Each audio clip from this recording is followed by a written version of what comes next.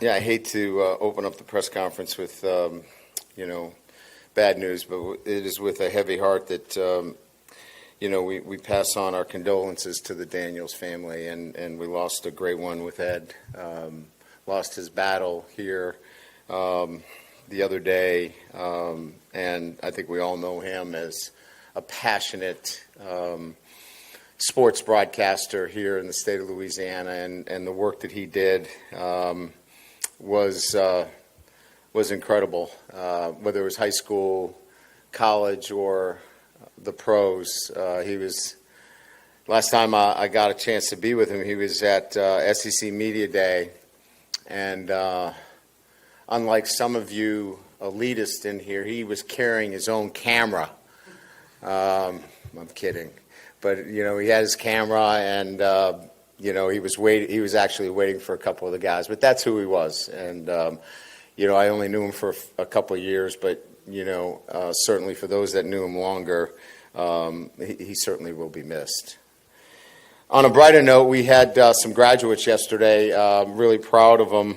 We had 4 in particular, and like anything else, it's important that we take a moment and talk about them as well. We talk so much about championships, but we want to talk about the graduates, and Miles Frazier, Jacobian Guillory, Braden Swinson, and Slade Roy were 4 of our graduates that we're really proud of, and they were able to graduate yesterday and spend some time with their family, and we're certainly excited for them. And again, what they're going to be able to do with that degree from LSU is going to open up doors for them for the rest of their lives. So just a couple of notes there that I wanted to pass on to everybody. So thanks for hanging with me on that. Today was, our 6th day in a row. And as you can imagine, the workload increased, the exposure outside increased to the point where, we really wanted this to be, a big work day. We spent about 45 minutes inside, about an hour and 25 minutes or more outside, culminating with a lot of work at the end. And, you saw, I think our defense improve, through the obviously the spring, but even more so in preseason camp. And today, offensively, we were struggling in certain aspects because we had some young players out there playing. You had Weston Davis matched up against Braden Swinson. There's going to be a mismatch there. You're going to have Paul Mumanga inside against Jacobian Guillory. There's going to be some issues there, but it's also how you build your football team's depth. You need to have those sandpaper moments, if you will, for the offense as they kind of come into their own and build the depth. We know about Emory. We know what he's going to be able to do. We wanted to see Deli at the center position and gives us more depth and versatility at that position. So we moved some guys around on the offensive line today. If you're looking at it as a fan, you probably said, wow, that didn't look very good today. But if you're looking at it as a coach, you're able to coach off it, teach off it, and help those younger guys prepare and get better. So, and look, as I told our football team, it's a great coaching experience as well for our staff and my staff on the offensive side of the ball. If we ever get into these kinds of situations, you have to play a game knowing that you may have a potential mismatch, and then you have to adjust accordingly. If we have a freshman tackle out there going against an all-SEC performer, we got to help his ass. We got to be able to do something. We can't just call plays as if that doesn't exist. That exists. If we have a potential situation where, we may have a problem blocking a particular guy, we have to have answers for that. If we have a situation where we're having some problems picking up protections, we have to be able to look at it from the sideline and maybe call it from the sideline. So, there's teaching going on all the time, and it's not just, one-sided. There's a lot going on there, and a lot of people are learning on a day-to-day basis, and from my perspective, those are all good times for me relative to, getting where we need to get to, and that is being prepared for USC when we kick it off in a couple of weeks. So with that, we'll open it up to questions. Hey, Coach. We didn't see DJ Chester out there. Is he doing okay? And then just kind of your observations of how Tyree Adams did kind of with that first team today. So we've had a bug going around, a lower GI bug through the O-line, and Emory was affected greatly from it today. You saw he was in and out. He probably shouldn't have been out there, but you couldn't keep him from practice. That's what he was suffering from. We sent him home. I don't know how Whit Weeks and West Weeks made it through practice. They had a similar bug. We've sprayed the offices. We've cleaned them down. But, we're fighting that right now with a number of guys. The second follow-up was? How Tyree Adams looked. I thought he did some good things. We're bouncing him around. He's playing tackle and guard. And so, I think, we like his athleticism. We like him right now in a, I think, a developmental role where, I think he's probably the next guy. He's still got a ways to go for consistency, but he's going to flash. We just got to get that to be more consistent. Hey, Coach. Just firstly, how's Chris Hilton doing after he got banged up a little bit? I think he'll be all right. It was an ankle. It wasn't Owen talked to me after. He said, I think it'd be best we just keep him out. So didn't seem to be, high ankle or something that would be affecting him for long term. Much more of about a precautionary ankle right now. And it seemed like Garrett Nussmeier had a pretty good day at camp today. How have you seen him progress throughout camp so far? Yeah, I thought he did some pretty good things. I mean, there were a couple of things in pressures that, he thinks he's got 52 timeouts. He takes timeouts when he wants to take a timeout. I think he's got to work through a couple of things out there where, decision-making relative to some pressure looks that I want him to get better at. But I thought his process was really good today. He stayed within himself. He looked under control in the situations that we created for him today. And I think when he does that and his drop is in rhythm, he's really good. So I thought we saw a good version of him. I think there's a better version of him out there. Hey, Coach, up to the left. How important is a guy like Garrett Dellinger to the offensive line in situations where maybe you need him to slide or move with his past experience? And have you guys bonded at all over your past experience in Michigan at all? We know each other, and we've had a relationship since we've gotten here over that because I recruited him. So we knew each other like my first day here. That was a guy that I knew. So, I think we've had a relationship since day one. So that's kind of been nice. But having him as a guy that can play a couple of positions for us has been really important, on that offensive line. Because now that you got a guy that's got a lot of experience, a lot of snaps, played a lot of football, a lot of winning football for you. The snapping doesn't come easy to him, but he's gotten really much more proficient at it. He was good today with it. A couple of low snaps, but I think he's feeling much more comfortable with it. Coach, just talk about it being movie day soon. I know heading into fall practice, there was kind of an outside expectation that maybe you guys would be trying out a lot of different things in the defensive back room, just that there'd be a lot of competition. And so far, you've kind of seen the same group of starters, and again today. So I'm just kind of wondering, how are you evaluating that position? Have you seen any movement? Are you waiting for someone to earn it, or what's the status there? No, I think what you're doing is you're giving a lot of guys an opportunity. I think we read too much into the first group that goes out there. Look, there's going to be injuries, and that's part of this game. You have to have as much confidence as the next guy going in. If a guy, pulls a hamstring in the first series, that next guy has to be somebody that can go in and play at the highest level. So, I think it's much more about any guy that's getting a first or second team rep is a guy that we believe that can come in and help us win a championship. So I think if you don't see him in the first or second rotation, too deep and maybe a swing player, then he's probably not ready yet. And I say yet because, there are some guys that kind of begin to blossom a little bit later, but whoever you've kind of seen out there in the back end of the defense at this point, those are the guys that we're trying to get ready for USC. Jacoby and Guillory, what have you seen from him? When you got here to Baton Rouge, he was already here. What have you seen from his growth, his progression, and what do you expect to see from him this year? Well, he wasn't a very good football player when we got here. He was, technically, I would say out of control. He did not play with the kind of discipline necessary to play the position at a high level.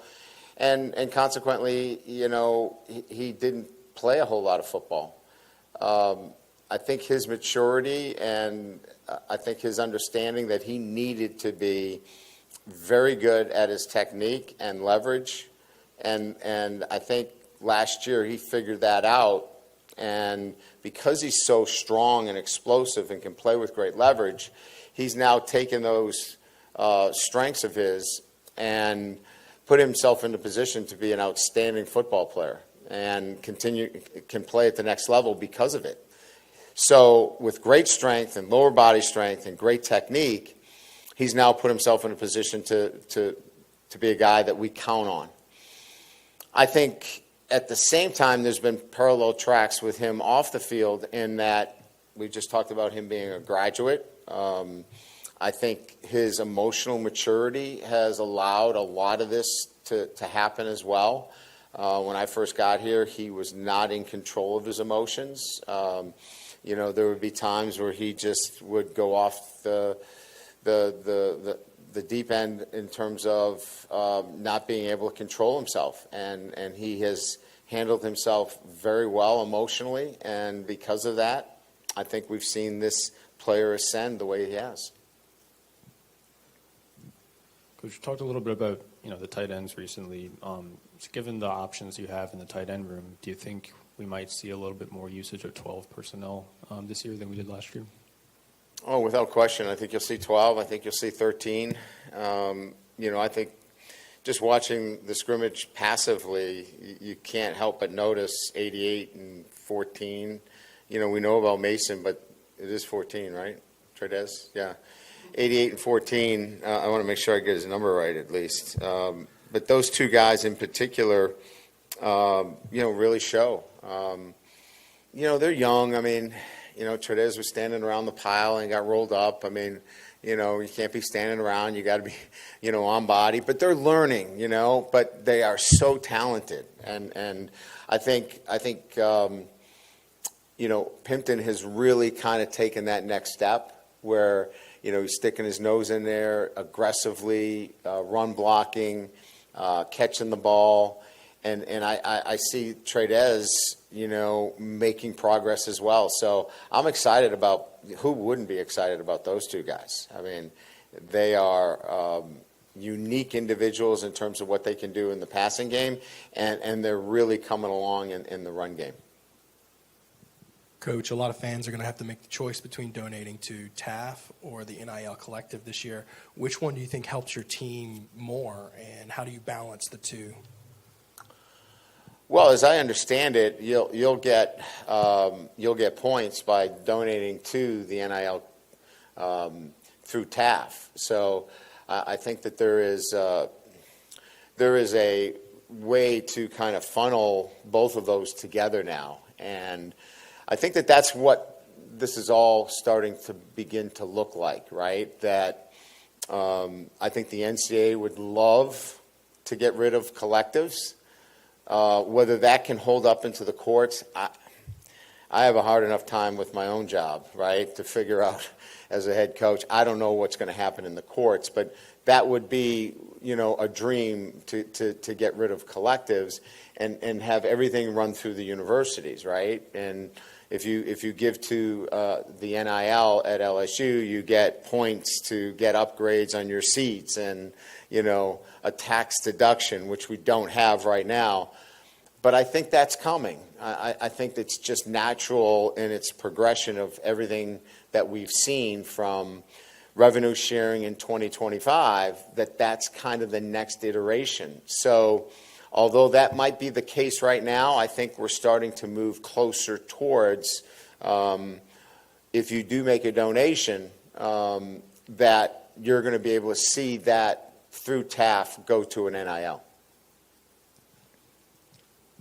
Hey, Brian, in your 33 years, have you had an offensive line that's got as much potential and as many starts as these guys have had? And also, when did you think they could be special, like if they stayed together, like mid-22, end of 22? Yeah, I think it happened when, when we decided to start the two freshmen, right? You knew you had them for 3 years. And then their progression, you knew you had two bookends. And now it's just a matter of what kind of continuity were we going to get at the guard and center position, And so I thought that once that decision was made, it was made with a sense of, let's try to keep the band together here for a few years and really look at 3 years of really top-notch offensive line play, with the culmination hopefully being this year. We still got to go out and play. We got to execute. But, this is going to be an outstanding offensive line. They got to go do it, right? Looks good in paper. But this is going to be a really good group. Yeah, I mean, I've had, we had a group with, at Notre Dame with McGlinchey, who was a first rounder, Quentin Nelson, who was a first rounder. That group was very, very similar, where they controlled the line of scrimmage. You owned the line of scrimmage in short yardage. You were able to convert and hold on to the football when you needed it. And you saw a lot of running of the football today, and I think we're going to be able to, when it's those tough times, we're going to be able to rely on that offensive line to convert for us. But, I would say, the 17, 18 offensive line that I had at Notre Dame had a lot of similarities.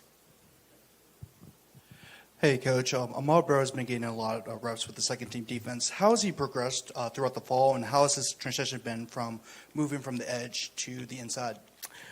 Well, none of it would have been possible unless he put on 30-plus pounds. So it starts with his physical development, and he's done a terrific job.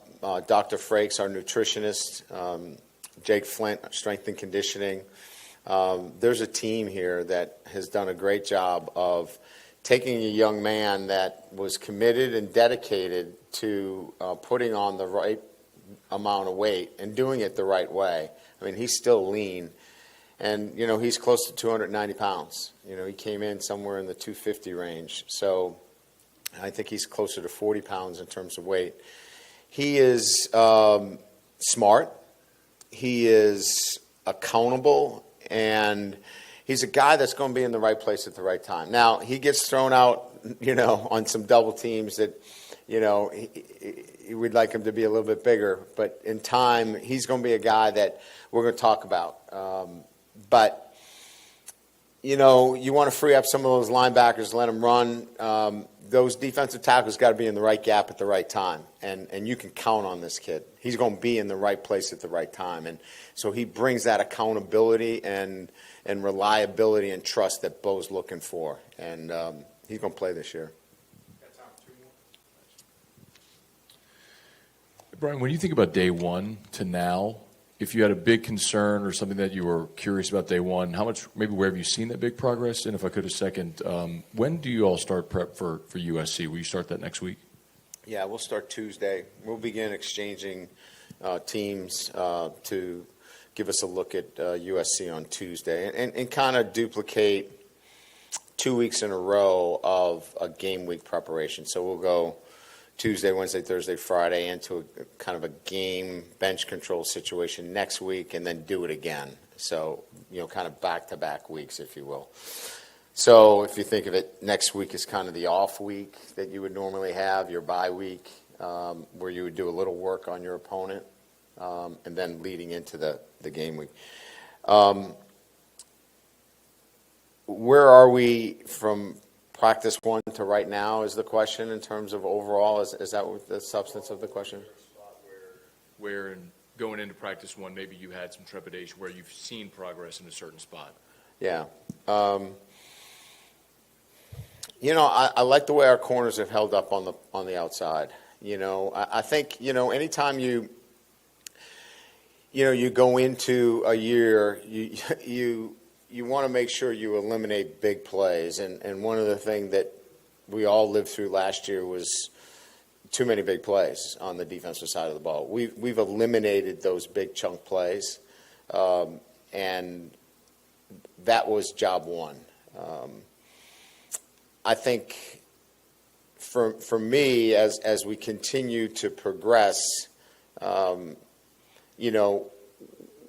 we have to clearly, find ourselves, defensively, what we're going to look like, up front. We're still kind of moving guys around inside, but we've got 5 guys that we're rotating in. I think our edge is going to be pretty good. I mean, I like what we're doing on the edge. But you saw what we saw today. I mean, our pass rush is going to be, manufactured. It's not going to be just 4 down, pin your ears back. I mean, it's going to be nickels and safeties and linebackers and different guys coming from different pressures. And that's what Blake does. So I think I got a better sense of that, where the pressures are coming from. Our corners can hold up on the outside. If that continues to be the case, I feel pretty good about that. And then from an offensive standpoint, just, clean up a little bit of the execution. And then kind of let's begin this next week focusing on what we do well. I think the last few days have been, we've been painting with a broad brush. I mean, we're trying to do everything, We need to just focus on what we're going to do, and that is run the ball, take some shots, get the ball out quickly to our playmakers, and move to the next play. Good? Oh, we got one more. I was just going to ask about Harold Perkins at gunner on special teams. I guess what's the mindset? I mean, obviously one of the best athletes in the country out there. But then today it looked like Blake Baker and him were on the comms together during a team period. I guess what was the decision maybe having the communication with him and then also him at gunner? Well, he's a green dot. So, we're just – because we were going into a scrimmage today, we used that period of time to kind of get him up to speed on some of the communication, because we hadn't done a lot of work with him with a green dot. We had been using Greg Penn quite a bit. But, Greg could come off the field at some time, in some of our packages, and so we wanted to make sure we had another guy. Greg knows all the calls, so it was really just trying to get him up to speed on some of the calls with the green dot. And he gets split out if we go to a spread to his side in a rugby punt. So it won't be something that we do all the time. It will be rugby punt to his side. So it will be a specific. He won't be out there all the time. All right, thank you.